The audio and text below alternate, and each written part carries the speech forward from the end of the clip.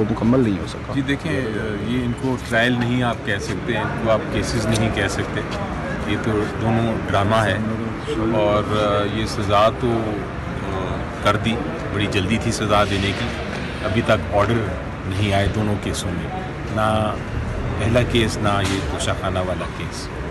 آج بلکہ ہم صبح ہم نے اپلیکیشن دی تھی، کل ہی دی تھی ہائی کورٹ میں، جس میں یہ ریکویسٹ کی تھی کہ چونکہ ہمارا کراس ایگزامینیشن جرا کرنے کا حق جو ہے وہ ختم کر دیا ہے توشہ خانہ صاحب کے جو جج صاحب تھے جو کیس کی سماعت کر رہے تھے، نیب کورٹ کے جج صاحب، انہوں نے چونکہ وہ ختم کر دی تھی تو ہم نے ایک اپلیکیشن دی تھی کہ وہ ان کا یہ جو آرڈر ہے اس کو ختم کیا جائے اور ہمیں جرا کرنے کی اجازت دی جائے۔ لیکن وہ ابھی صبح جب ادھر آیا اطلاع وہاں پہنچی کہ ہم نے یہ اپلیکیشن ہے اور ہو سکتا ہے آج فکس کر دیں، تو وہ انہوں نے صبح ہی آرڈر اناؤنس کر دیا۔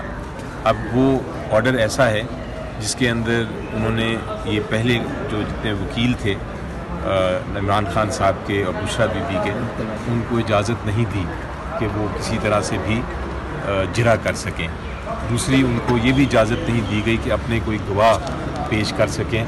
تیسری ایک بہت ضروری چیز ہوتی ہے کہ آپ ایک بیان قلم بند کرتے ہیں، اس بیان کے جو ایکیوزڈ جو ہوتا ہے، ملزم جو ہوتا ہے، اس کا بیان اگر قلم بند نہیں کریں گے تو آپ ججمنٹ یا فیصلہ اناؤنس نہیں کر سکتے۔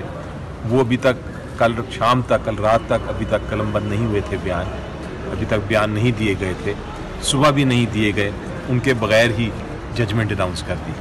تو یہ اس قسم کی حرکت ہو رہی ہے۔ آپ نے دیکھا پہلے کیس میں بھی یہی ہوا، آپ نے دیکھا یہ دوسرے کیس میں بھی یہی ہوا، تو ہم انشاءاللہ تیار ہیں، ایکسپیکٹڈ تھا کہ یہ ہوگا۔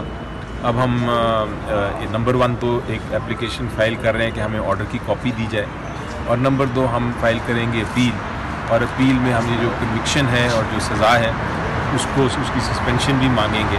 اور امید یہ ہے کہ اتنا آرٹیکل 10A کی خلاف ورزی ہوئی ہے، قانون کی خلاف ورزی ہوئی ہے، آئین کی خلاف ورزی ہوئی ہے، اتنا مس ٹرائل ہے، اتنا آبویس ہے کہ اس میں کوئی شک نہیں ہے کہ یہ سسپینڈ ہو جائے گی بہت جلد، سزا بھی اور کنوکشن بھی۔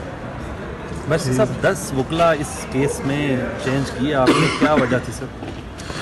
دیکھیں، وہ تو اس کیس کی بات نہیں کر رہے، شاید آپ پہلے کیس کی بات کر رہے ہیں۔ اس کیس یہ توشہ خانہ کیس میں تو وہی وکیل تھے جو پہلے تھے، لیکن جو وکلا کی چینج کرنے کی بات ہے یہ درست نہیں ہے۔ جہاں تک مجھے علم ہے اور جہاں تک میں نے ریکارڈ دیکھا ہے، اس میں بڑا کلیئر بات ہے کہ جو وکیل شروع سے تھے وہی وکیل ہیں۔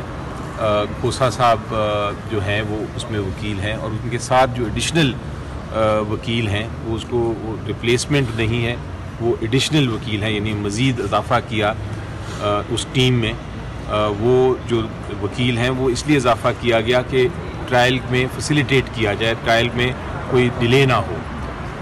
وکیل انکریز کرنے کا مقصد یہ ہوتا ہے کہ اگر ایک نہیں تو دوسرا نہیں تو تیسرا بھی جرا کر سکے، یہ مقصد تھا۔ وہ الٹا اس کو استعمال کرنے کی کوشش کی جا رہی ہے جیسے ہم کوئی ڈیلے کر رہے ہیں۔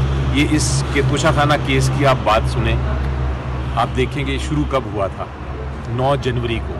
آج کیا دن ہے؟ آج 31 جنوری، یعنی صرف 28 دن میں ٹرائل کنکلوڈ ہو گیا ہے۔